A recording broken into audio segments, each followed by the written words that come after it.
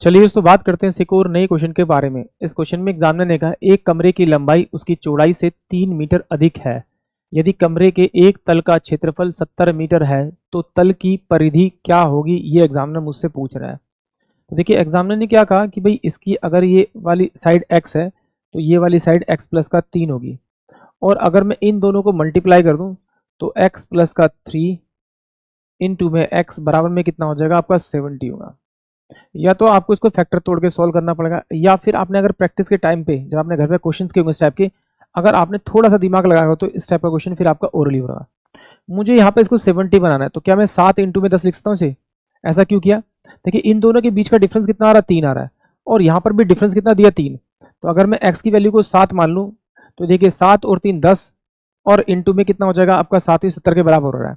इसका मतलब है कि ये वाली जो साइड है उसकी 10 होगी, और ये वाली साइड जो होगी इसकी 7 होगी, 70 हो जाएगी। एग्जामिनर ने क्या पूछा है मुझसे, इसका परिमाप पूछा है। तो ये कितना हो जाएगा 17, 17 दूनी 34, यानी कि ऑप्शन सी जो है वो इस क्वेश्चन के लिए करेक्ट होगा। इस तरह से नहीं करना तो फिर आप इसे फैक्टर तोड़ सकते हैं।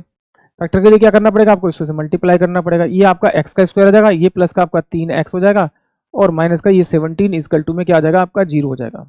ठीक है, 70 चाहिए, तो अब इसे कैसे तोड़ेंगे, वही सेम मल्टीप्लाई करने पे 70 आना चाहिए, और प्लस माइनस करने पे कितना 3 आना चाहिए। तो x का स्क्वायर प्लस में आप 10x कर देंगे इसे, माइनस का कितना हो जाएगा आपका 7x, माइनस का 70 बराबर में 0 हो जाएगा। तो यहाँ से x बाहर निकालेंगे तो x प्लस का 10 मेरे पास में ये आ जाएगा आपका। यहाँ से -7 निकालेंगे तो x प्लस का आपका 10 आ जाएगा। तो ये x इजकल टू में एक तो वैल्यू मेरे पास 7 आ जाएगी, और x इजकल टू में माइनस का -10 आ जाएगी। तो x की वैल्यू 7 आ गई। अगर ये 7 है तो ये 10 होगा, तो ये भी 10 होगा, ये भी 7 होगा, यानी कि ऑप्शन सी। आई होप आप सभी को क्वेश्चन समझ में आया होगा।